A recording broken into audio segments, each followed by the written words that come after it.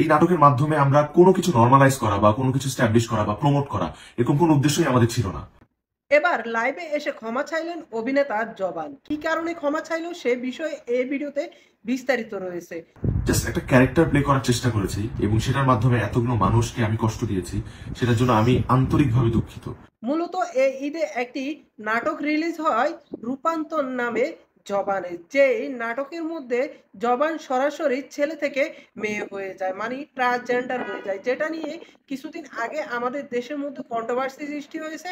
আমরা মুসলিম জনতা যারা ছিলাম তারা প্রতিবাদ করেছি। এরকমই একটি নাটক তৈরি করে দর্শকদের তোপের মুখে পড়েছিলেন জবান। এরপরে তিনি কিন্তু তার ভুল বুঝতে পেরে লাইভে এসেছেন এবং কি বলেছে শুনুন। ঈদ মোবারক।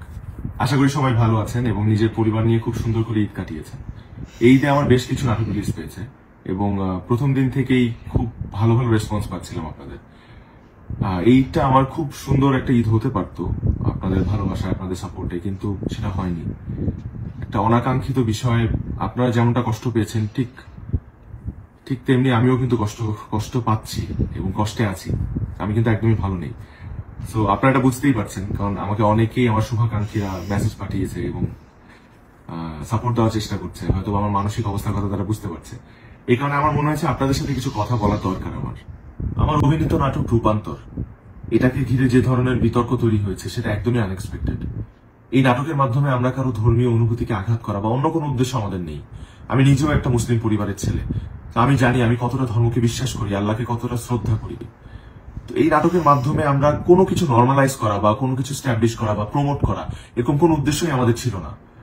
জাস্ট একটা ক্যারেক্টার প্লে করার চেষ্টা করেছি এবং সেটার মাধ্যমে এতগুলো মানুষকে আমি কষ্ট দিয়েছি, সেটার জন্য আমি আন্তরিকভাবে দুঃখিত এবং আমি মনে প্রাণে আপনাদের সবার কাছে আমি দুঃখ প্রকাশ করছি।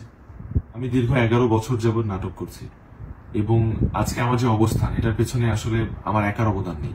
অবশ্যই আমার দর্শকের ভালোবাসা এবং সাপোর্টটা ছিল দেখে আজকে আমি এই অবস্থানে আসতে পেরেছি। তো আমার কাজ করার মূল উদ্দেশ্য হচ্ছে আমার দর্শককে একটু এন্টারটেনমেন্ট দেওয়া, একটু একটু তাদের খুশি। এই কারণে আসলে এত কষ্ট করি আমি। তো এরপর থেকে আমি আরেকটু বেশি সচেতন থাকবো এবং সতর্ক থাকবো আমার চরিত্র বাছাইয়ের ক্ষেত্রে, যাতে তারা কোনোভাবেই মনক্ষুণ্ণ না হয় এবং কষ্ট না পায়। আমি আপনাদেরকে কথা দিচ্ছি, আমার যে কাজগুলো আপনাদের এতদিন ভালো লেগেছে তার থেকেও বেশি ভালো কাজ আমি আপনাদেরকে উপহার দিব। শুধু একটাই রিকোয়েস্ট, আমার উপর কোনো কষ্ট রাখবেন না, আমার জন্য দোয়া করবেন এবং সবাই ভালো থাকবেন। I love you all. তো দর্শক শ্রোতা, আপনারা সম্পূর্ণ জবানের কথাটা শুনেছেন। আসলে মানুষ বলতে ভুল ভুল তো মানুষই করবে, তাই না? তবে ভুল করে সে তার ভুল বুঝতে পারা, সেটা হয়েছে সবচেয়ে বড় কথা। জবান তার ভুল বুঝতে পেরেছে এবং সবার কাছে ক্ষমা চেয়েছে।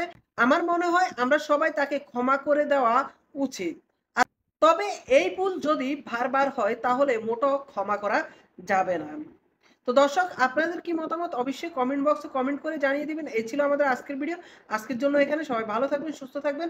আর আপনারা যদি ফেসবুক পেজ থেকে ভিডিওটি দেখে থাকেন অবশ্যই ফেসবুক পেজটি ফলো করে দিবেন। ইউটিউব থেকে দেখে থাকলে ইউটিউব চ্যানেলটি সাবস্ক্রাইব করে দিবেন।